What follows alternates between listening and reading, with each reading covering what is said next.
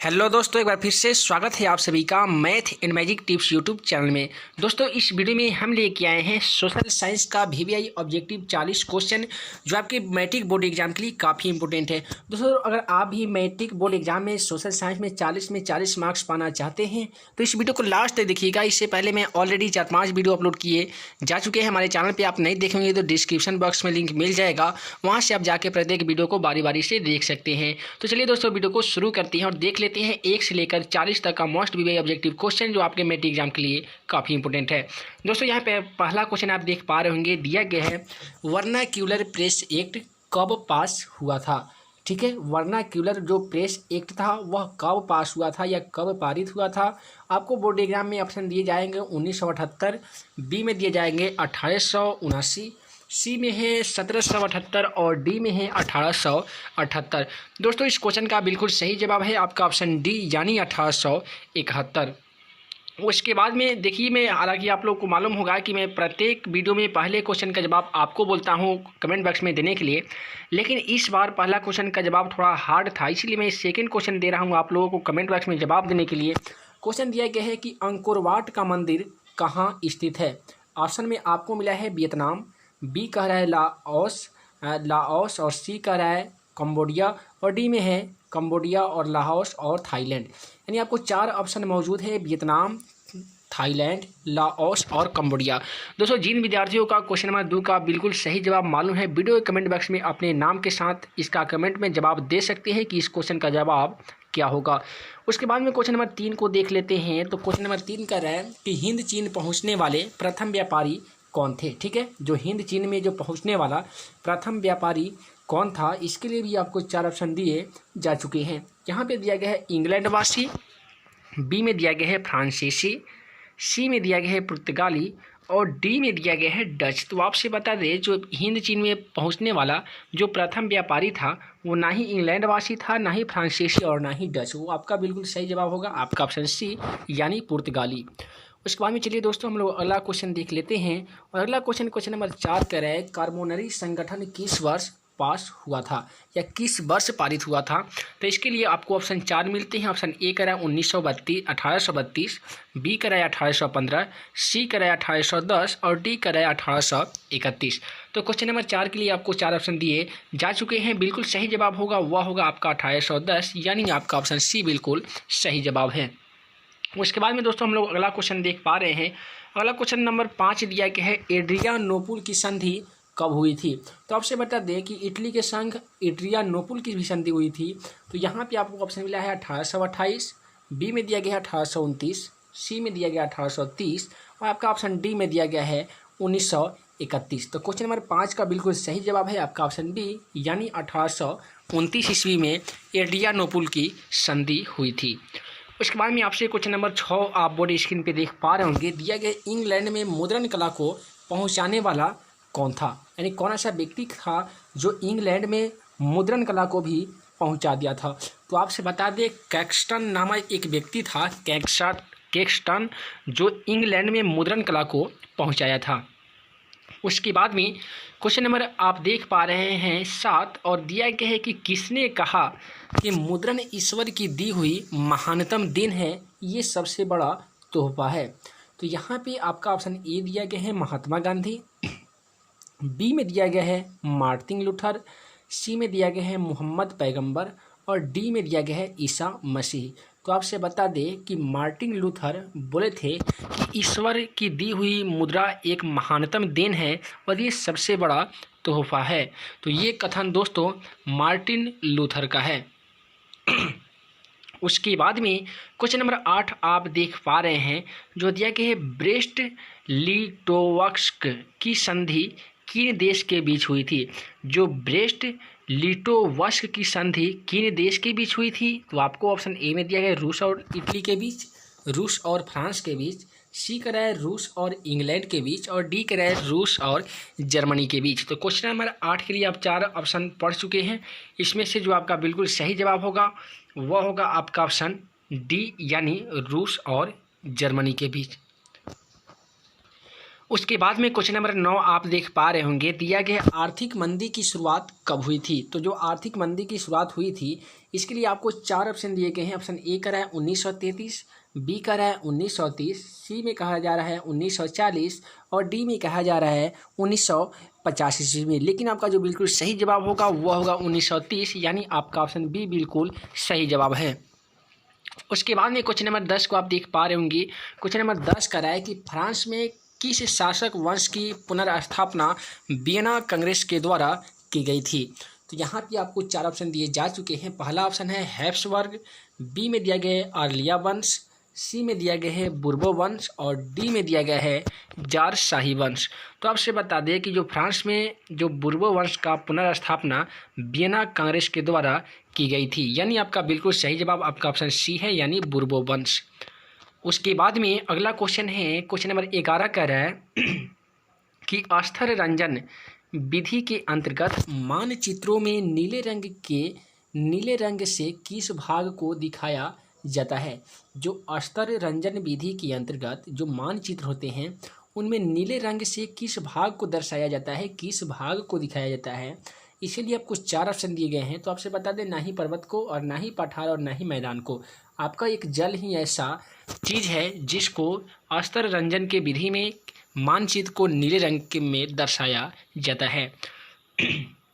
ये दोस्तों आपका ज्योग्राफी से क्वेश्चन लिया जा रहा है और क्वेश्चन नंबर 12 कह रहा है कि मानचित्र में मैदान को किस रंग से दिखाया जाता है। तो जो मानचित्र में मैदान को जो दिखाया जाता है वो दोस्तों लाल रंग में दिखाया जाता है। तो आपका हरा, पीला और भूरा बिल्कुल गलत हो जाएगा। काफ़ी स्टूडेंट सोच रहे होंगे कि इसका भूरा होगा, लेकिन आपसे बता दें भूरा नहीं होगा। आप मानचित्र में देख लीजिएगा, कोई भी मैदान होगा जिसको लाल रंग में दर्शाया गया होगा। उसके बाद में क्वेश्चन नंबर 13 को आप देख पा रहे हैं। क्वेश्चन नंबर 13 कह रहा है कि मानचित्र में सफ़ेद रंग किस आकृति को दर्शाया जाता है। जब मानचित्र में जो सफ़ेद रंग होता है वो किस चीज़ के लिए दर्शाया जाता है। ऑप्शन ए कह रहा है पर्वत, बी कह रहा है पठार, सी में दिया गया हिमाच्छादित शिखर और डी में दिया गया है मैदान। आपसे बता दें क्वेश्चन नंबर 13 का बिल्कुल सही जवाब है वह होगा हिमाच्छादित शिखर, यानी आपका ऑप्शन सी बिल्कुल सही जवाब है। उसके बाद में क्वेश्चन नंबर 15 को आप देख पा रहे होंगे। दिया गया है काली मुद्रा का दूसरा नाम क्या होता है। काफ़ी इंपॉर्टेंट क्वेश्चन है और आपको ये VVI क्वेश्चन है, आपके मेडिकल एग्जाम में पूछे बहुत बार जा चुके हैं और आपके भी एग्जाम में पूछे जा सकते हैं। तो यहाँ पे दिया गया ऑप्शन है बलुई मुद्री, बी फिर दिया गया है रेगुर मुद्रा, सी में दिया गया सॉल और डी में दिया गया है परवर्तीय। तो आपसे बता दें जो काली मुद्रा का दूसरा नाम होता है वह होता है रेगुर मुद्रा। अगर रेगुर ना देता है तो आपको याद रखना होगा एक होता है लैटेराइट, ठीक है, लैटेराइट। तो आपको याद रखना है लैटेराइट या रेगुर मृदा, ठीक है। उसके बाद में अगला क्वेश्चन आप देख पा रहे हैंगे। क्वेश्चन नंबर 16 कह रहा है कि भारत में 2001 में कितने प्रतिशत भौगोलिक क्षेत्र में वन का विस्तारण था। तो इसके लिए भी आपको 4 ऑप्शन दिए जा रहे हैं और पहला ऑप्शन आपको बोला गया है ए में 25%, बी में दिया गया 19.27%, सी में दिया गया है दोस्तों 20% और आपका ऑप्शन डी में दिया गया है 20.60%। तो आपसे बता दें इसका बिल्कुल सही जवाब है आपका ऑप्शन बी, यानी 19.27%। उसके बाद में क्वेश्चन नंबर 17 को आप देख पा रहे होंगे। क्वेश्चन नंबर 17 कह रहा है कि वनस्पति वन स्थिति रिपोर्ट के अनुसार भारत में वन का विस्तार कितना है। तो क्वेश्चन नंबर 17 जो है इसके लिए भी आपको 4 ऑप्शन दिए जा चुके हैं और यहाँ भी आपका जो बिल्कुल सही जवाब होगा क्वेश्चन का वह होगा आपका ऑप्शन ए, यानी 20.60% भौगोलिक क्षेत्र में। उसके बाद में क्वेश्चन नंबर 18 को आप देख पा रहे होंगे। ये दिया गया है कि यूरेनियम के प्रमुख उत्पादक स्थल क्या है। जो यूरेनियम होता है उसका उत्पादक स्थल क्या है, यानी कौन ऐसा जगह है जहाँ पे यूरेनियम का उत्पाद होता है, ठीक है। तो क्वेश्चन नंबर 18 के लिए भी आपको 4 ऑप्शन दिए जा रहे हैं। ऑप्शन दिया गया है डिगबोई, झाड़िया, घाटशिला और जादूगोड़ा। तो आपसे बता दें इसका बिल्कुल सही जवाब था आपका ऑप्शन डी, यानी जादूगोड़ा। उसके बाद में क्वेश्चन नंबर 19 को आप देख पा रहे होंगे। दिया गया है कि एशिया का सबसे बड़ा परमाणु विद्युत गृह कहाँ है। तो ऑप्शन मिला है तारापुर, बी में दिया गया है कलपक्कम, सी में दिया गया है नरौरा और डी में दिया गया है कैगा। तो क्वेश्चन नंबर 19 का जो बिल्कुल सही जवाब होगा वह होगा आपका ऑप्शन ए, यानी तारापुर, चूँकि एशिया का सबसे बड़ा परमाणु विद्युत गृह तारापुर में स्थित है। उसके बाद में अगला क्वेश्चन जो है हमारा वह है कि फाल्टा विशेष आर्थिक क्षेत्र कहाँ स्थित है। क्वेश्चन नंबर 20 को देख लीजिए कि फाल्टा विशेष आर्थिक क्षेत्र कहाँ स्थित है। ऑप्शन मिला है बिहार, बी में दिया गया है पश्चिम बंगाल, सी में दिया गया है केरल और डी में दिया गया है उड़ीसा। तो क्वेश्चन नंबर 20 का बिल्कुल सही जवाब होगा वह होगा आपका ऑप्शन बी यानी पश्चिम बंगाल। ठीक है। उसके बाद में क्वेश्चन नंबर 21 को आप देख पा रहे होंगे। क्वेश्चन नंबर 21 कह रहा है कि भारत में औरतों के लिए आरक्षण की व्यवस्था किस संस्था में है। तो दिया गया है लोकसभा, विधानसभा, मंत्री परिमंडल और दिया गया है पंचायती राज व्यवस्था में। तो आपसे बता दें क्वेश्चन नंबर 21 का बिल्कुल सही जवाब होगा वह होगा पंचायती राज व्यवस्था में। उसके बाद में क्वेश्चन नंबर 22 को देख लीजिए। क्वेश्चन नंबर 22 कह रहा है कि सांप्रदायिक राजनीति के अर्थ से संबंधित निम्नलिखित कथनों पर गौर करें और सांप्रदायिक राजनीति किस आधार पर आधारित है। तो दोस्तों यहाँ पे आपको 4 ऑप्शन दिए गए हैं जिसमें से आपको एक ऑप्शन का सही चयन करना है। तो आपसे बता दें जो ऑप्शन ए है वो बिल्कुल सही जवाब है कि एक धर्म दूसरे धर्म से श्रेष्ठ है। फिर दिया गया विभिन्न धर्मों के लोग समान नागरिकों के रूप में खुशी खुशी रहते हैं और एक धर्म के अनुयायी एक समुदाय बनाते हैं और एक धार्मिक समूह का प्रभाव बाकी सभी धर्मों पर कायम रखने के पर शासन की शक्ति का प्रयोग नहीं किया जा सकता है। तो सबसे आसान है कि एक धर्म दूसरे धर्मों से श्रेष्ठ है। ये आपका ऑप्शन ए बिल्कुल सही जवाब है। उसके बाद में क्वेश्चन नंबर 23 को देख पा रहे होंगे। क्वेश्चन नंबर 23 कह रहा है कि सत्ता में भागीदारी का सर्वोत्तम प्रणाली कहाँ विकसित की गई है। तो इसके लिए भी आपको 4 ऑप्शन मिले हैं। दिया गया है श्रीलंका, बी में दिया गया भारत, सी में दिया गया बेल्जियम और डी में दिया गया है पाकिस्तान। तो आपसे बता दें क्वेश्चन नंबर 23 का बिल्कुल सही जवाब होगा आपका ऑप्शन सी यानी बेल्जियम। ठीक है। उसके बाद में क्वेश्चन नंबर 24 को आप देख पा रहे होंगे। क्वेश्चन नंबर 24 कह रहा है कि बेल्जियम में सत्ता की भागीदारी का संदर्भ में सही बयान क्या है। तो क्वेश्चन नंबर 24 का बिल्कुल सही जवाब आपका ऑप्शन सी है, क्योंकि संघीय शासन व्यवस्था अपनाकर देश को भाषा के आधार पर टूटने से बचाना। उसके बाद में क्वेश्चन नंबर 25 को आप देख पा रहे होंगे कि श्रीलंका कब आज़ाद हुआ था। दोस्तों ये काफ़ी इंपॉर्टेंट क्वेश्चन है, आप इसको VVI लिख लीजिए, याद कर ही लीजिए, आपके मैट्रिक बोर्ड एग्जाम में पूछा जा सकता है। तो यहाँ पे दिया गया 1947 ईस्वी में हमारा देश भी आज़ाद हुआ था और दिया गया 1948 और सी में दिया गया 1949 और डी में दिया गया 1950। तो आपसे बता दें क्वेश्चन नंबर जो 25 है इसका बिल्कुल सही जवाब होगा 1948, क्योंकि हमारा देश 1947 ईस्वी में आज़ाद हुआ था। उसी के 1 साल बाद श्रीलंका भी आज़ाद हो गया था।